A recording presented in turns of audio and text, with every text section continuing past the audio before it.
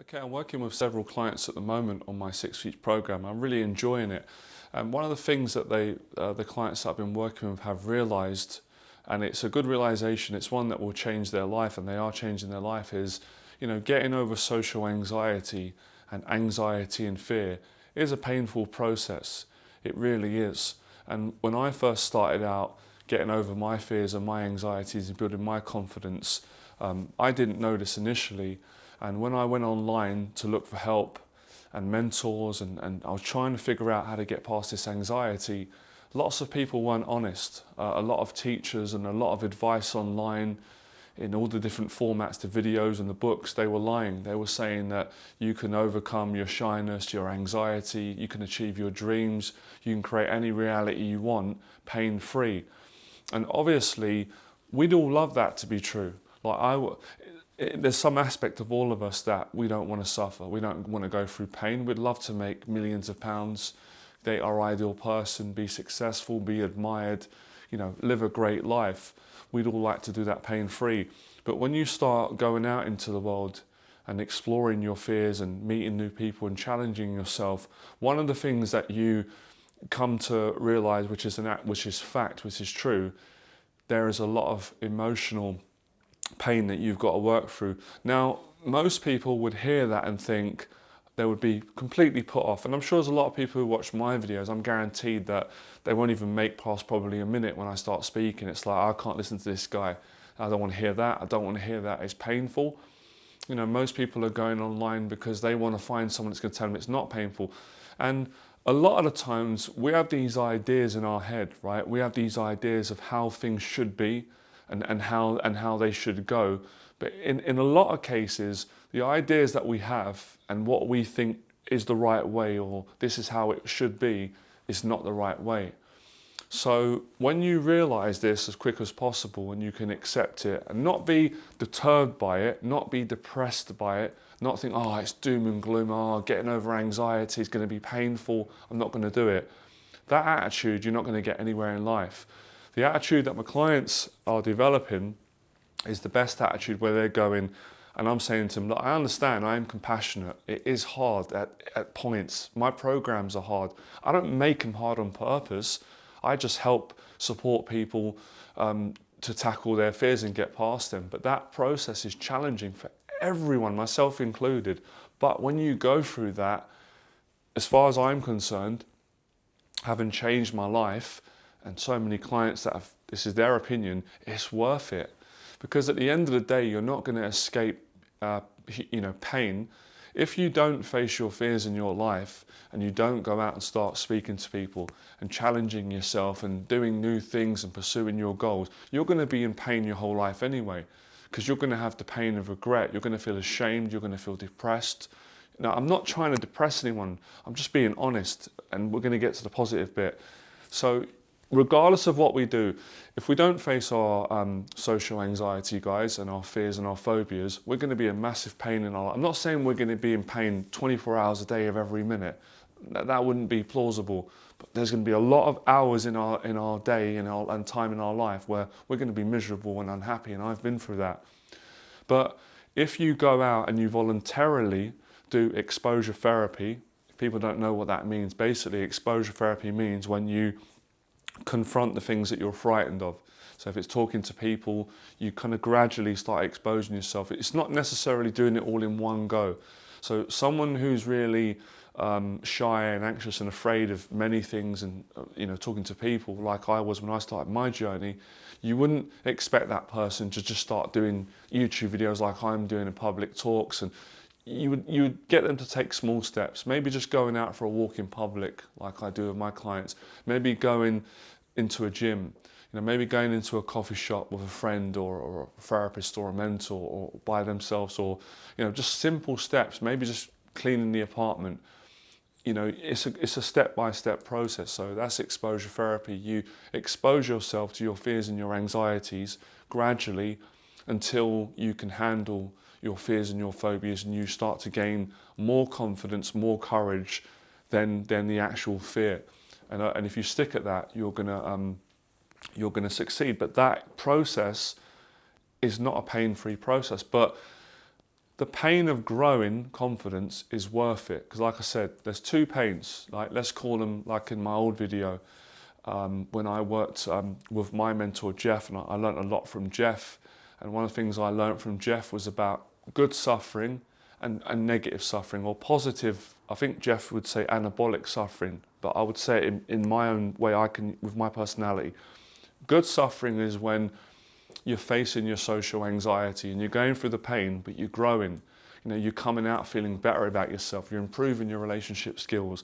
You know, you're making friends. You're making progress. So despite the pain you're going through, when you go through that pain, you're getting pleasure, happiness, satisfaction, self-esteem, you know, accountability, discipline. You're becoming a better person. You really are. But the negative pain is when you're avoidant of things, you're not facing things, you're just sitting there, isolated on your own. That is a horrible pain. And there's no positive suffering because there's no growth. So let me just try and, I know a lot of you will get this, but I'm just trying to be mindful that some people might be completely new and some of the things I'm saying might be a bit advanced, might go over their head.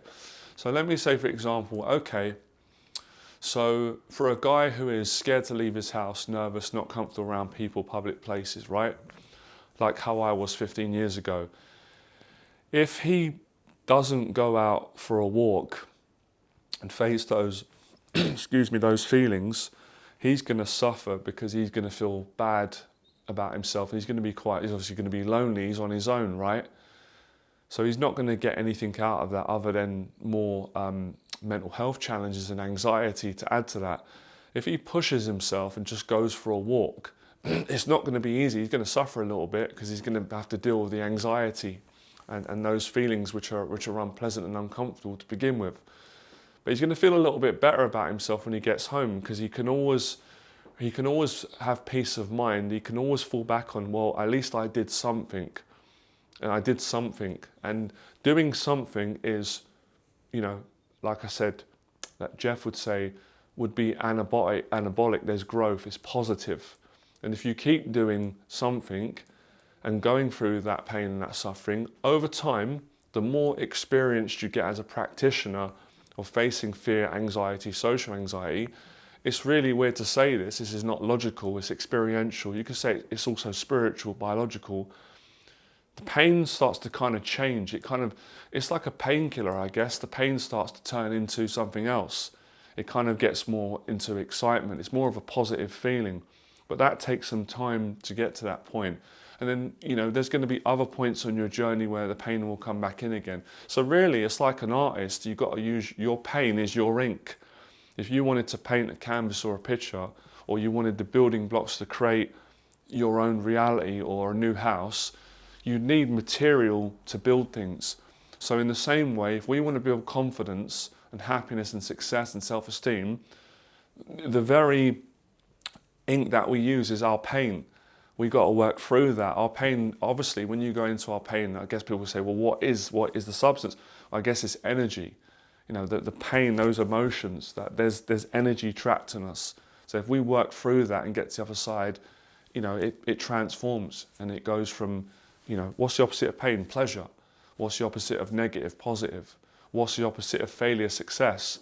So you're going to exchange all your negatives for the opposites, which are positives, if that makes sense, and I know it does. It definitely makes sense on an experiential level. So this is what holds people back: the pain of rejection, the pain of social embarrassment, the pain of awkwardness. Because when you get awkward, it can be very painful. I've been through it so many times.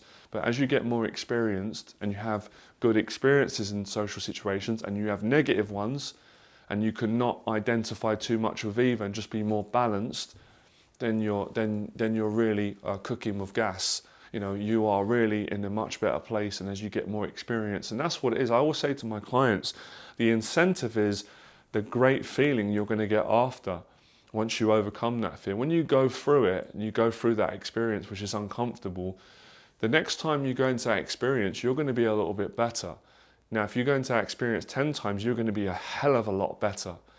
An example, first time you do a public talk, not pleasant, terrifying, uncomfortable. You're probably not going to be great the first time.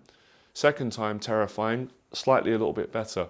Third time, terrifying, By the 5th, the 6th, the 10th, you're going to do amazing and you're going to start to enjoy it. So if it was a case where it was just always unpleasurable and miserable, I wouldn't even teach. I wouldn't have got into this. There'll be no incentive. There's got to be light in the tunnel, and there is a hell of a lot of light at the end of the tunnel, which is why I'm so passionate to continue to get my story out. And this was my story at the start. Same as my clients, most people, I was naive, I was afraid, I didn't want to get rejected, I was so scared about what others thought about me.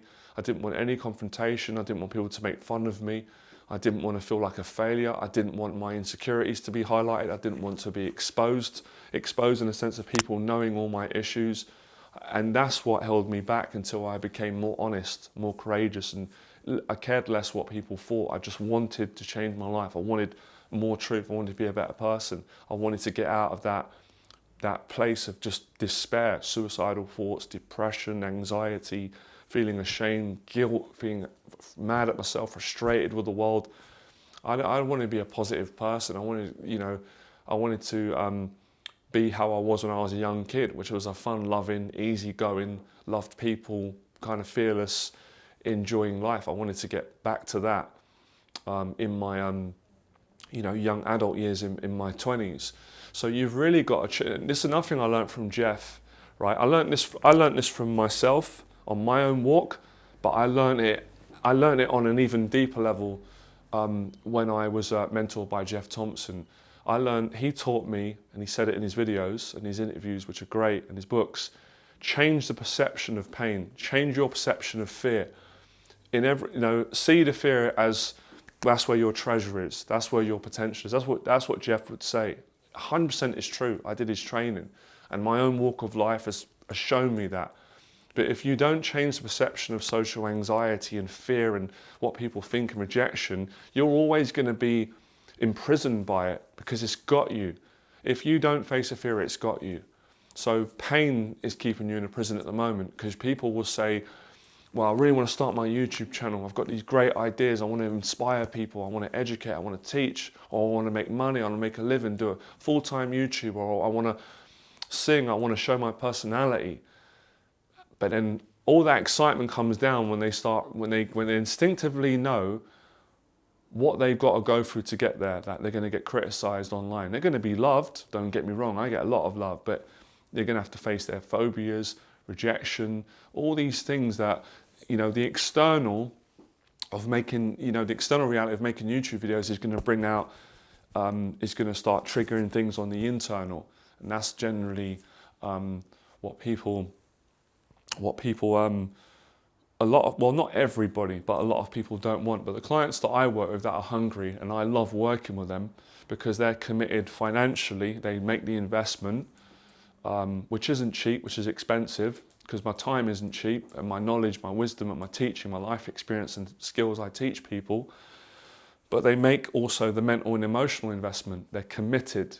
But ones that are not really committed, I can't really help them. You can't force someone, no matter how good you are at teaching. So, point being, back to what I was saying, I just wanted to touch on a few things that I've learnt from Jeff. He was brilliant at that. And I recommend to look at Jeff's material, have a look at some of he's got loads of interviews online where he's been on so many, he's got an amazing story. And Jeff is a great person, really honest. And he will talk about your perception creates your reality. If your perception is, I'm going to hate it, it's going to be fearful, depressing, I'm not going to be able to overcome it, that's the reality you're going to create. That's going to be your relationship. If you change it and say, it's exciting facing my fears, getting uncomfortable is the new comfortable, that's where I'm going to grow as a person. It's all true. These are things, these things are common sense, but only to those that actually do it on a practical level. They're not really going to be common sense, or maybe they're not going to be common practice until you do it. So you have to put these things into practice and just go at your own pace. We're all on our own journey. If you can't do it on your own, get a mentor, get in touch, do my program, invest in a mentor. But yeah, it's just the reality of life. And I'm not going to get into getting upset with other people. That's their choice, how they live their life. But a lot of people are not honest. But a lot of people are honest. And that's the reality I try and keep creating. There's a lot of honest people out. Like I said, Jeff Thompson's really honest. His teaching's great. David Goggins is really honest. I'm really honest with my teaching. You know, the teaching is truthful. It works. I've done it thousands of times and it's real life. And obviously there's many others. Les Brown, hero of mine. There's a lot of other teachers out there. So I'm not saying that everybody's not honest. That's not true. But lots of people are not honest. They don't want to talk about this stuff. They're scared that it might disappoint their followers, or they won't be able to sell their products, or people will be up, however, whatever their fear is. But I've faced that fear and I continue to face it. Otherwise, I can't help people if I'm not honest and frank with them. If I'm not honest with my clients and I don't tell them what they've got to go through, what I had to go through to live a great life and improve their confidence, then you're not giving people the full account. And of course, it's always going to disappoint some people. I understand it's human nature. We don't want to suffer. We don't want to hear someone telling us things that make us feel uncomfortable. We want someone to tell us things that are going to make us feel happy straight away and feel good. But you can't always do that in life. You know, the truth hurts, but the truth will set you free. But as I said, as you go further on your journey, you know, you see how people change. You saw how I changed over the years. Many of my clients or people that you followed, you have such a different outlook to when you first started. So my whole outlook on fear is positive now. When I'm frightened, and I get frightened obviously all the time because I'm facing stuff, I'm like, I can't wait to face this. I can't wait to grow. I need to help more people. And if I don't face it, I'm not going to feel good. So I've got my own process in how I train my mind and how I do it. And I've got so many years of experience. And I also humble myself and say, let's start over again. I don't know everything. There's so many things that I don't know. There's a lot about fear that I'm still learning. I've been teaching it, from helping people to conquer it for many years and doing it myself. So you're always learning, and that's how you keep it positive and fun, have a fresh mentality. And of course, after you've gone through some suffering and you face fear, go chill out. Go and enjoy your time with your family. Go for a swim, do some working out. It's not all doom and gloom. It's not all blood, sweat and tears, but you do have to work your arse off if you want to get more confident and happier and achieve your goals in life. So hopefully by watching this video today, I can't obviously force you. I can encourage you, educate you, motivate you. You can change your perception of fear and pain and get excited. I get excited about facing my fears because I always know there's a new opportunity in my life and I can help a lot of people, not just myself. But if I don't face it, then it's very hard to give out all that kindness and that information and to give that motivation to people. So we all got to face our fears. We've all got to admit things about ourselves that we don't always want to admit publicly if we want to move on and grow and be successful and join everyone else. And I'm not being big-headed or anything like that. I've gone from whatever in our society, we got these levels. I've gone from a person who no one knew, who was a nobody. I grew up poor, no education, great family. I had low self-esteem growing up. I had confidence as well. And there's a bit of a contradiction, but I had faith and I became globally successful. I went for a lot. Some of you know my story. I'm going to keep retelling it. It needs to be retold. So I know you can do it because I've done it and I've helped so many clients to succeed. And I'm succeeding in other areas, a new stage in my life. You can do it, but you've got to face your fears. You've got to accept pain comes with sacrifice, discipline, accountability, goal setting, taking responsibility and being the best man you can be every single day and learning from your mistakes because we all make them, all right? So I hope you could understand this in the way that I hope you'll understand this, the way that I understand it, clients, friends, and like I said, mentors that have helped me, like Jeff Thompson, like Les Brown, and David Goggins, and many more friends as well. So if I've not mentioned some names, apologies, I can't think of every name. And there's a lot of boxers, Tyson Fury, Kawasaki, Pacquiao, Nigel Benn. There's many people that have inspired me and continue to do so. All right, fearless.